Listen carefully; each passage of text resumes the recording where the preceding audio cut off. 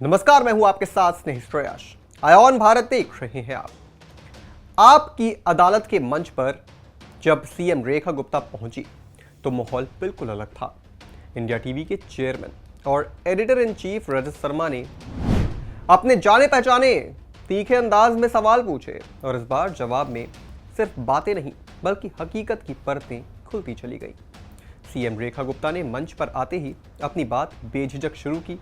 उन्होंने सीधे कहा, दिल्ली की जनता ने जिन सपनों के भरोसे वोट दिया, उन सपनों को केजरीवाल सरकार ने सिर्फ प्रचार का औजार बना दिया।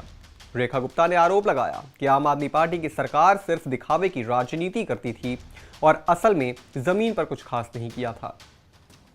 सबसे ज्यादा चर्चा में रही मोहल्ला क्लिनिक योजना। सीएम ने इस योजना को लेकर कई अहम खुलासे किए। उन्होंने कहा, मोहल्ला क्लिनिक के नाम पर लोगों को सपना दिखाया गया, लेकिन असल में किया गया सिर्फ एक जुगाड़। नालों के ऊपर पोर्ट कैबिन रख दिए गए, ना कोई स्थायी भवन, ना कोई ढंग की व्यवस्था। उन्होंने बताया कि कई मोहल्ला क्लिनिक में ऐसे डॉक्टर रखे गए जिन्हें यह निर्देश था कि उन्हें हर मरीज पर 40 रुपए मिलेंगे। सवाल उठता है, ऐसे में डॉक्टर इलाज करेगा या सिर्फ मरीजों की संख्या बढ़ाएगा? रेखा गुप्ता ने उदाहरण दिया, कई डॉक्टरों ने एक ही दिन में 500 मरीज को दिखाने का दावा किया ताकि ज्यादा पैसे मिले। उन्होंने आरोप लगाया कि यह प्रतिक्रिया पारदर्शिता से दूर थी और आंकड़ों को बढ़ा चढ़ाकर पेश किया गया। इतना ही नहीं, सीएम रेखा गुप्ता ने बताया कि इन क्लिनिक में ना तो दवाइयां थी, ना ही वैक्सीनेशन की सुविधा, इलाज की व्यवस्था ना के बराबर थी।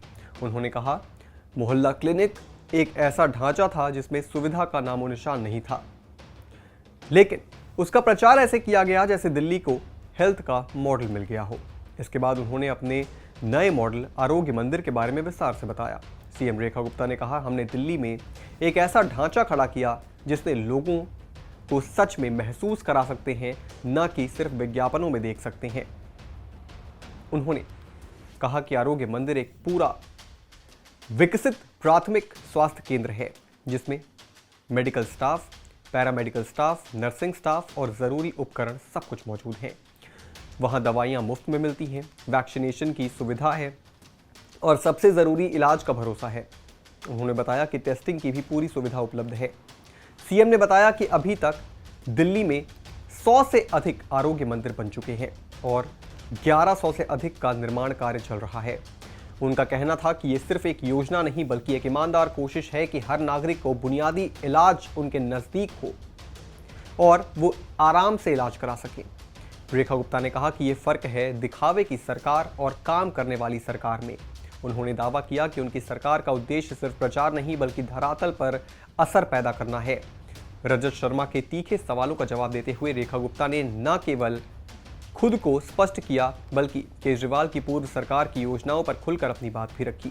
उन्होंने पूरे आत्मविश्वास से कहा, जनता अब समझदार है, वो दिखावे और असलियत में फर्क जानती है। अंत में रेखा गुप्ता ने उम्मीद जताई कि दिल्ली अब सिर्फ वादों पर नहीं बल्कि काम देखकर फैसला करेगी। उन्होंने कहा, स्वास्थ्य एक अधिकार है और हम इसे हर नागरिक तक पहुंचाने के लिए संकल्पबद्ध हैं।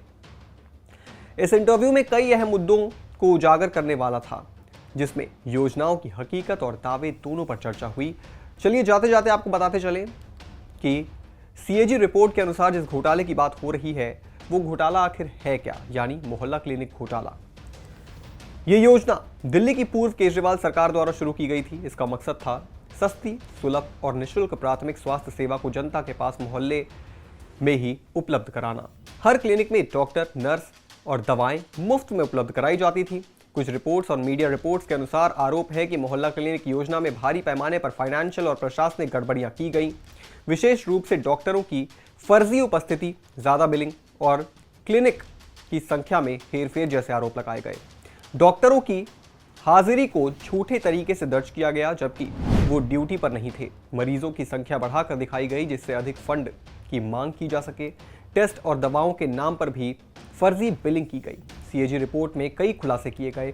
इन सब से ये तो साफ है कि रेखा गुप्ता ने शायद कुछ गलत नहीं कहा, लेकिन अब सीएम रेखा गुप्ता की यह जिम्मेदारी बनती है कि वो दिल्ली की जनता के लिए वो सब करें जिनकी उम्मीद जनता करती है। इस पूरी खबर पर आप क्या सोचते हैं दोस्तों, कमेंट बॉक्स में जरूर लिखते जाइएगा और भी तमाम बड़ी खबरों से जुड़े रहने के लिए आप देखते रहें आयोन भारत।